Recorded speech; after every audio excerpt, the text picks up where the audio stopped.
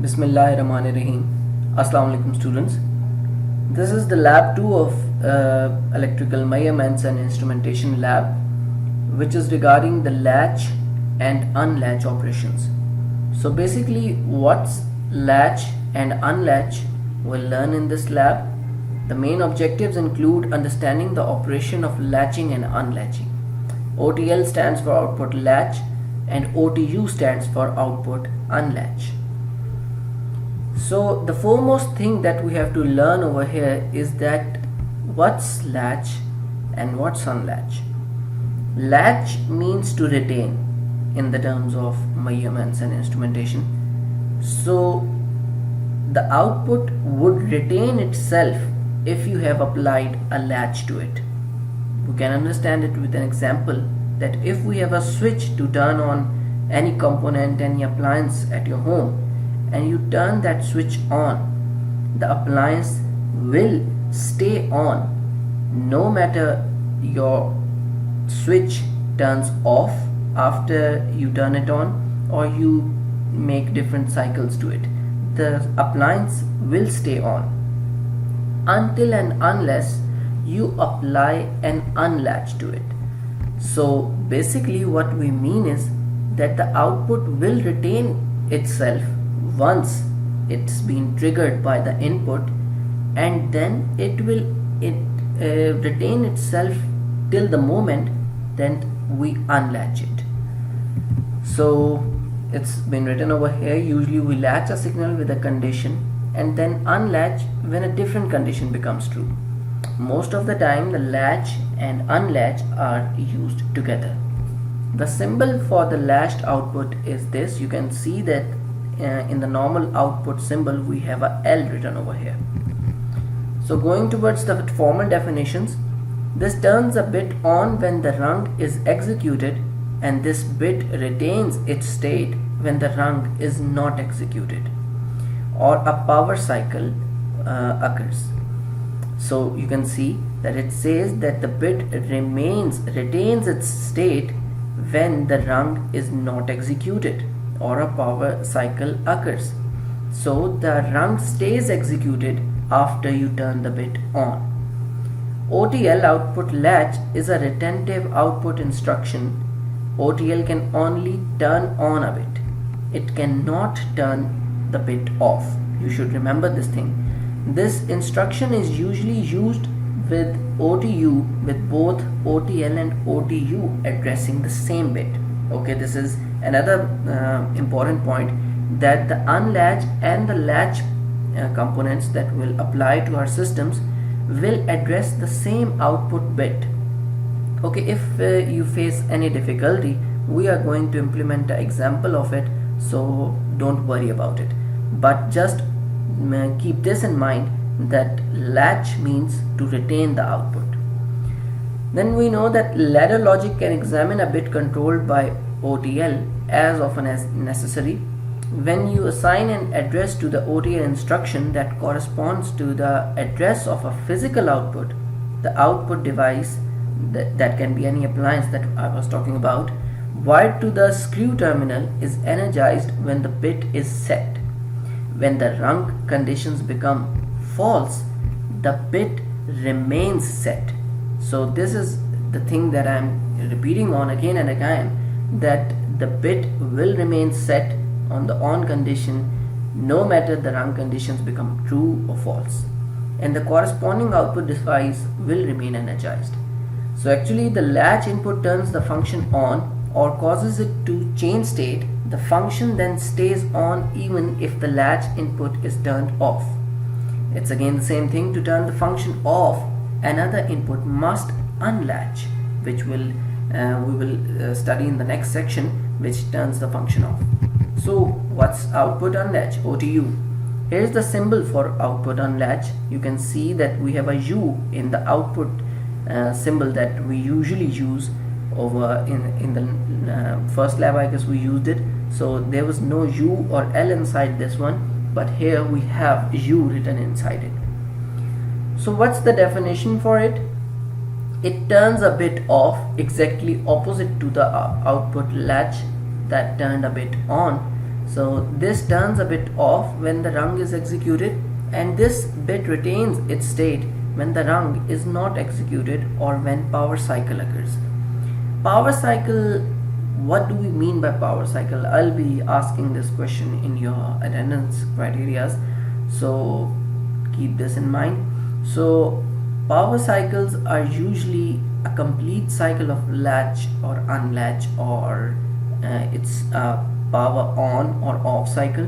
So you have to search it out and then answer this question. OTU is a retentive output instruction.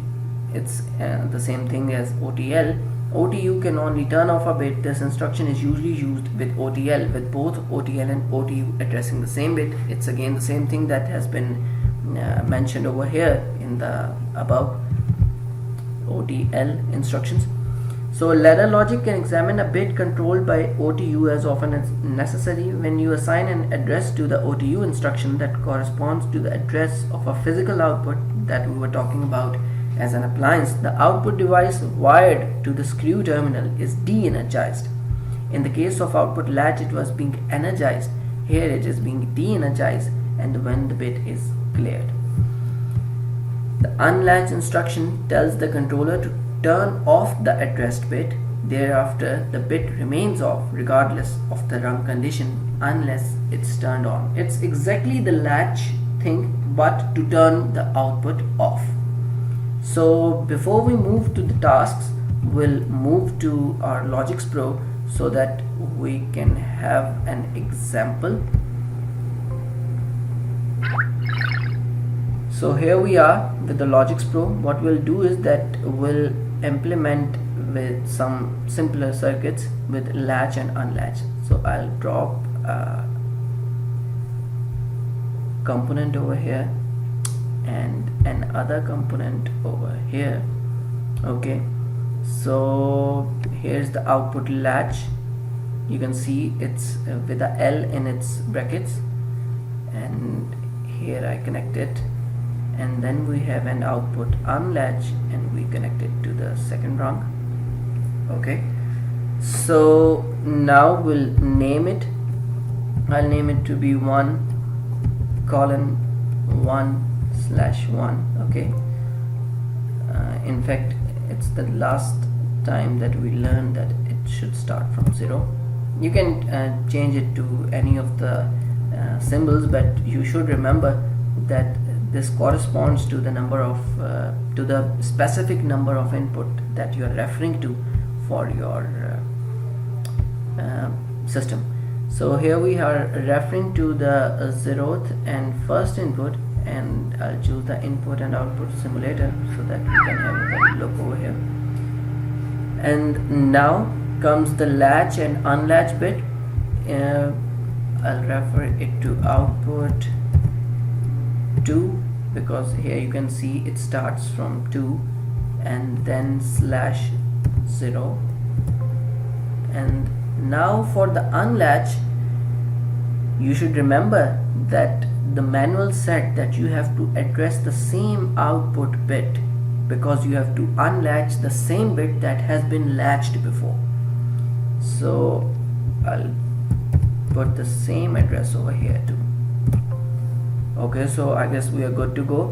So I just download it to PLC, and then we'll move it to go online, and now I'll run it. Okay, so let's see what happens. I'll turn the switch 1 on. Okay, so you can see that this switch has been turned on and the outputs are energized because it refers to the same addressed bit. So the output has been energized and you can see a glowing bulb over here. You should remember that this bulb refers to both of these latch and unlatch bits. So it's on. Now, as we remember that the output should stay on even if we turn this input off. So we'll see. Okay, so I've turned the first input bit off and still the output is energized. You can see the glowing bulb over here, and you can see the highlighted output over here, so it's energized, and I can turn it again on, again off, again on, again off, and you can see that there's no effect at the output. So how to turn it off? That's when you need the unlatch option, and the unlatch bit is being controlled by second input. So I'll just this input, so I'll just turn it on, and you see that the bulb has gone off, the outputs have de-energized. Now you can see I can turn it off, turn it on, turn it off and on again, but there's no effect, because the turning on of the bits of the output is being controlled only by the input section of the first bit, which is the latch bit. So latch controls turning off, but it cannot control the turning latch controls the turning on, but it cannot control the turning off, as you can see. Now until and unless we check on this unlatch, only then we get the off output, and then using the same unlatch we can never turn the output on unless and until we turn the latch input on. So that's the main gist of latch and unlatch. Now you have to use these latch and unlatch to execute the lab tasks that have been given to you in this lab. So exercise 1 says implement the given logic equation using latch and unlatch, which is y is equal to ab plus dc bar plus d bar c. So you can see that we have 4 inputs, A, B, C and D, and the bars are basically the nodes of C and the B. Now the first thing that you'll do is that you'll create a truth table for this logic equation. Once you go through the truth table, then it would be easy for you to check that whether the circuit you have made is right or wrong. But you should remember that the outputs need to be latched and unlatched. You need to control the outputs through the latch and unlatch button. And here you should remember the thing that I can at any moment with any person make a change in the circuit and then ask a different circuit for him to implement on the system. So you should be ready for that, and copying will result in loss of marks and loss of intellectual property too. So please take good care of this point, that you need to implement this at your own and take good care of the main thing that I'm trying to make you learn over here. So this is the logic equation. You need to make the truth table for it and then implement the circuits using 4 inputs and the latch and unlatch. Then is the exercise number 2. We need to start and stop the motor. When the start button is pushed, we want to start the motor, and when the stop button is pushed, we want to stop the motor. So this needs to be implemented using latch and unlatch. I guess that would be very easy. And then implement without using latch and unlatch. Here it says that you need to use the feedback approach. So basically, what's the feedback approach? Feedback is more or less similar to the latch and unlatch thing. How? We can see over here. We go back to our system, we'll just make it go offline, and I'll just give you a hint of this thing, that what I'm talking about. I'll click on this latch. I guess we need to first go offline. Okay, so here I select this, I delete it, and then I delete it again. Here I am replacing the output latch with simple output. Okay, so here we name it to be output 2/0. Okay, so I'll delete this too, and here you can see that I've uh, added a rung over here. So what we'll do is that now we'll go online, download to PLC, and now I will turn it off till we go online. I just run it over here, and the rest you can see yourselves. So what's happening over here is basically that the output is being directly shorted by this wire. So is this a feedback or no? So you see that this is not a feedback, and I'll be asking this question to you in the attendance criteria again, that what's the mistake that I did regarding the feedback. It's basically a thing that has been made common from here to here, and that's why when we move it to the online thing that we have over here, if we download it to PLC again, and you can see that if I run it from here and then I turn this on or off, it stays on without even triggering my on button to the on state, on switch to the on state, trigger switch to the on state. So what we need to do to convert this into a feedback switch, well, first of all go offline, and then what we need to insert is another switch in this loop, and then this examine switch needs to be given the same input that's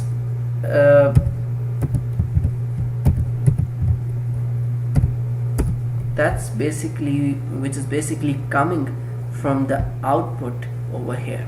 So now you see that this is acting as a feedback over here, that the output is being fed back to the input over here. So now what we'll do is that we'll go online, we'll download it to PLC, and then we'll go online and we'll just run it. Now you can see the output's not running. Now the trigger button is over here, which is input 1/0, input 1/0. I'll trigger it on, and you can see it has turned on. Now we need to see that is it a latch or no. So I'll just turn it off, and you can see that the output is still on, and I have turned the input trigger off, but the output is still on. I'll again click it to be on, off, on, off, but you can see that the output stays on, and it is basically behaving as a latch now. So this was an example where you can implement these things without using latch. For the unlatch, unlatch you need to implement it yourself. And then we have the exercise number 4, where it says design a ladder logic program for a simple level detector. Both are active low logic, motor is active high logic. So this is again simple, and I have simplified the tasks 1 to 3 for you with examples. Now the coming tasks are a thing that you have to do yourself, and something I need to mention over here is that some of the guys are copying it from the internet or something. I know where it is present and where it's not, so be careful that you should know what you are doing. You should know how to do it. You should know why you are placing the switches. You should know exactly the reasons that you place the switches, and where you place the switches, and why do you place them. So reasoning is important. Here's the exercise number 5, and it says in this exercise we want you to apply your knowledge of relay logic instructions to design a program which will control the ProSim 2 door. The door system includes a reversible motor, door is, I guess, over here. Okay, the door system includes a reversible motor, a pair of limit switches and a control panel, all connected to your PLC. The program you create will monitor and control this equipment while adhering to the following criteria. So you need to go through this criteria. The open and close push buttons will be used to control the movement of door. Movement will not be maintained when either a switch is released, and therefore the stop switch is neither required nor used in exercise. So this thing tells that we need to use a latch button. However, all other available inputs and outputs are employed in this exercise.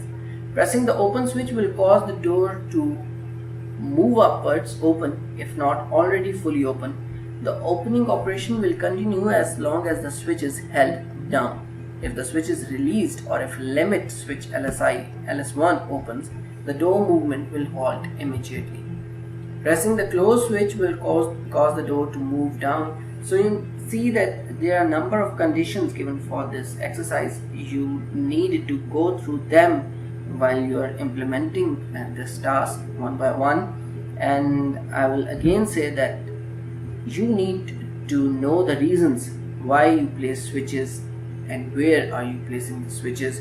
So you need to correctly know the reasons, what are you doing and why are you doing it. So pressing the close switch will cause the door to move down, close if not already fully closed. The closing operation will continue as long as the switch is held down. So this is, I guess, same as the previous condition. It's just the closing and opening. If the switch is released or if limit switch LS2 closes, the door movement will halt immediately. If the door is already fully open, pressing the open switch will not energize the motor. If the door is already fully closed, pressing the close switch will not energize the motor. Under no circumstance will both motor windings be energized at the same time. Open lamp will be illuminated if the door is in the fully open position. The shut lamp will be illuminated if the door is in fully closed position. Then it's your responsibility to fully design and document, debug and test your program. Avoid the use of OTL or OTU latching instructions and make a concerted effort to minimize the number of rungs employed. Ensure that you have made effective use of both instructions and rung commands to clearly document your program. All input-output components referenced within your program should be clearly labeled, and rung components should be employed to add additional clarity as required.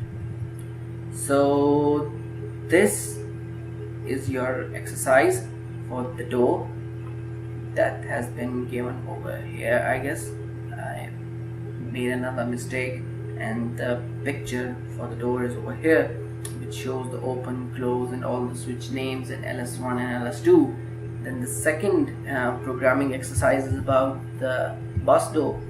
We want you to apply your knowledge of relay logic instructions to design a program which will maintain the appropriate door movement once initiated by the operator.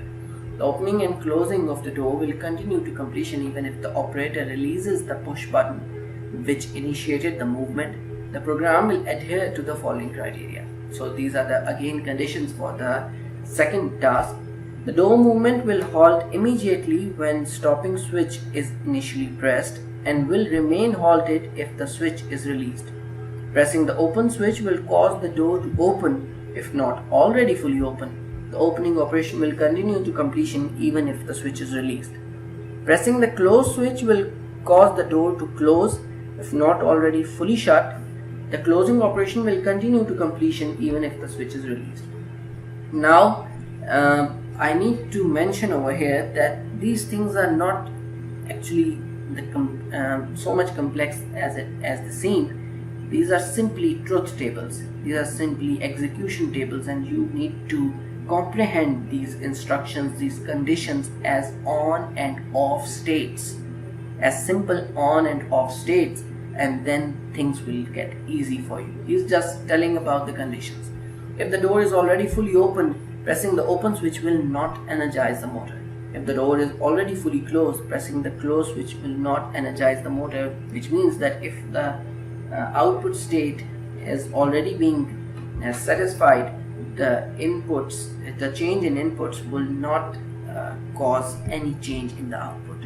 So under no circumstance will both motor windings be energized at the same time.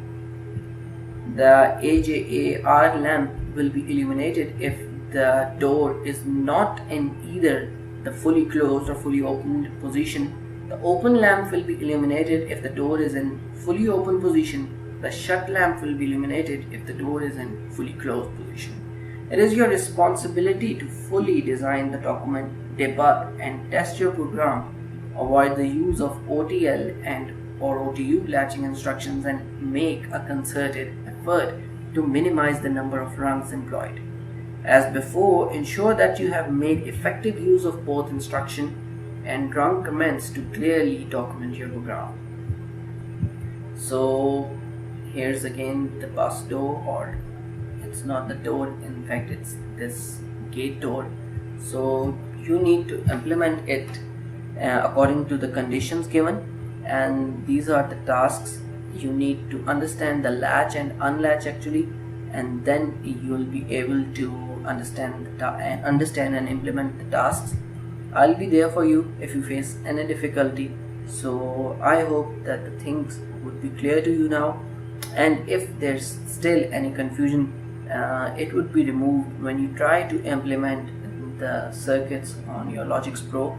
And still, if there's something, I'll be there to help you out. So take good care of yourselves. Allah Hafiz. Fi Aman Allah.